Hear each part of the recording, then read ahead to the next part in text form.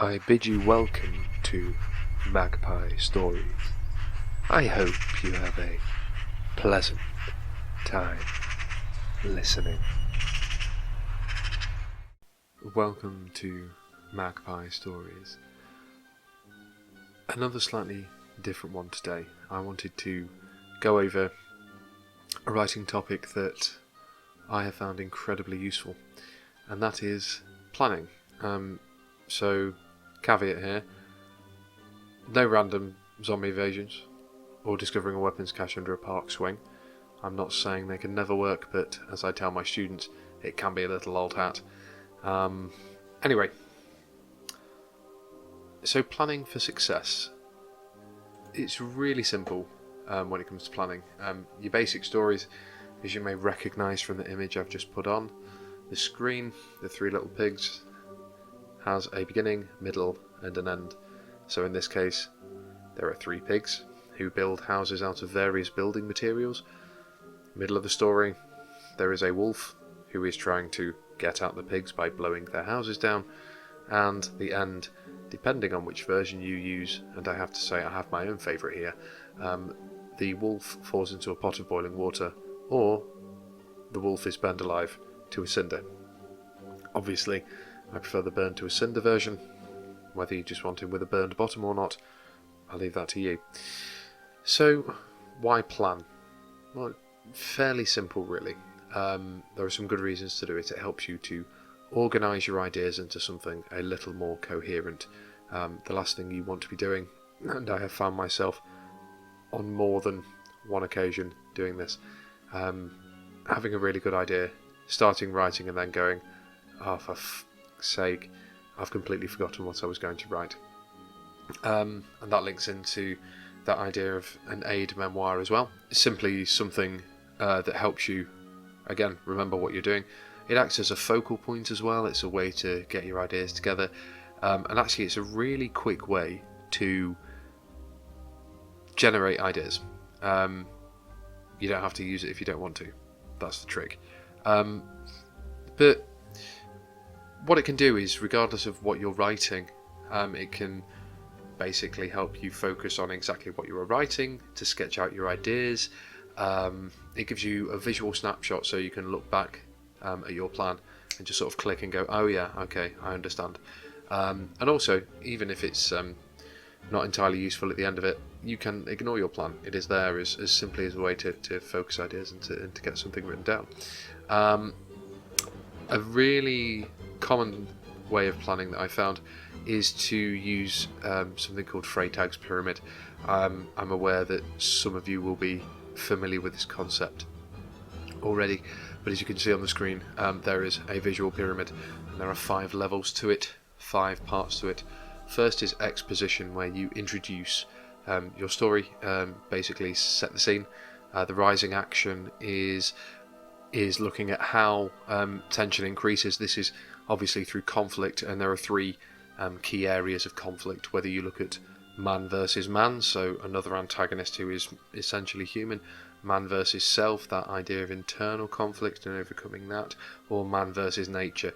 I'll point out this can be something like the elements, an animal, a creature, something supernatural. You then have the climax, which is where things cannot return to how they were at the beginning of the story. We are past the point of no return, and that leads to falling action, which are the events that lead to the narrative's conclusion, and finally the denouement, which is the conclusion of your story, what happens at the end, how things resolve themselves, in fact, if there is even that resolution. So I've applied Freytag's Pyramid to the very famous story of Romeo and Juliet. Hopefully you're vaguely aware of those characters and the play. So in the denouement we have the opening scene with the 2 families at war between the Montagues and the Capulets, and that sort of final confrontation with Tybalt and Benvolio, and that sets the scene. We even get the prince stepping in and trying to resolve the dispute with the few families, telling us what awful consequences there will be if there will be continued fighting, spoilers, they do continue fighting. We get a rising action where tension grows specifically between Romeo and Tybalt and Juliet and her parents. If we're looking at conflict, that idea of man versus man, and that leads to a climax of the play, which is where things cannot go back to the way they were, and there is some debate over this, whether it is the death of Tybalt or the marriage of Romeo and Juliet. The falling action could be said to be where Juliet is forced to marry and she pretends to die. She takes the potion as per the friar's instructions, and Romeo finds out, not in the right way. The friar does write a letter explaining to Romeo that Juliet's not really dead. He does not get that letter, and we end up with the tragic denouement where the young lovers take their lives, and the parents, the Montagues and the Capulets, realise that all this fighting is for nothing, and they resolve their differences. There is that catharsis at the end. These two young lovers have died tragically, but ultimately it unlocks the ability for peace, for that catharsis, for evil to leave Verona, where Shakespeare laid his scene, and differences are put aside. So if you follow that sort of Freytag's Pyramid, it's quite a nice way of developing a narrative. I quite like to plan backwards, and I do this by sort of setting a goal of what I want at the end of a story, and this can work for many things, many applications, including things like goal setting, target setting. What do you want to achieve in a certain situation, and what steps can you take there? And there are some key questions really.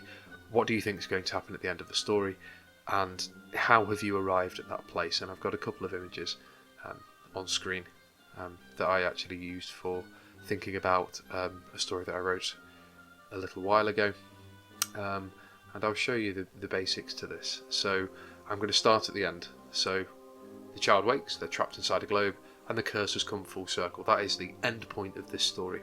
So I have to think about, okay, what happened before? So they threw the globe, shattering it, they close their eyes to protect themselves, seeing something as they blink. So as you can see, I'm working backwards here. So I've started with the last step, this is the step before, and at each step you can question what happens before, what happens before, what happens before. So why did they get angry? So we've got this idea of mood swings, out of character, spurred on perhaps by a younger sibling annoying them. You can add in these little details as you go. So think about next how danger is suggested. Well, the parents are talking about a relative rather than relative X, and there's some plot device that intrigues this character. So maybe a note, a diary, and given a vague warning. Who knows, a phone call that comes through that says, are your parents there, blah blah blah, danger, whatever. And we look at the starting point, which for me was that image of the angelic child holding the globe. So they receive this package from a missing relative, or a relative who suddenly reappears on the scene. And obviously you would flip this round, and there you've kind of got your narrative. You can play around with the structures and put different parts in different places, so that you're sort of perhaps going backwards and forwards in time, and you're not following that linear structure. I personally use a tension graph, and I'm not going to explain that now, but it's basically a variant of Freytag's Pyramid, and in a couple of other videos that I've made you can actually see me use those, so I'll link to those videos in the description. So my final thoughts then on planning. Well, essentially it's a means to an end, and that is to get the ideas for your story written down. I found it got me writing. I told myself for absolutely years, probably about 10, that I would start writing this story, and I started and stopped and started and stopped, and now I'm about 60,000 words into my first novel, and primarily that's come through not planning to a great amount of detail, but certainly sketching out an overall view, for every chapter having my own version of Freytag's Pyramid, like I've mentioned, a tension graph, and I use it as a tool, because that's what it is. It's a tool. It's a way of potentially helping your writing, and helping you develop your style and your skills as a writer. And here's a secret that nobody ever told me. As it's a tool, you can elect not to use it, to use parts of it, to use it in unique and interesting ways. it is not the be-all and end-all. It is I think, best described as, I've said before, a focal point. I hope that explains some reasons on why you might want to plan and a couple of planning techniques. So I shall bid you farewell for now, and I shall have some more writing tips in the future alongside the narrations that I've been doing. And all that remains for me to say is, I hope you had a pleasant time listening.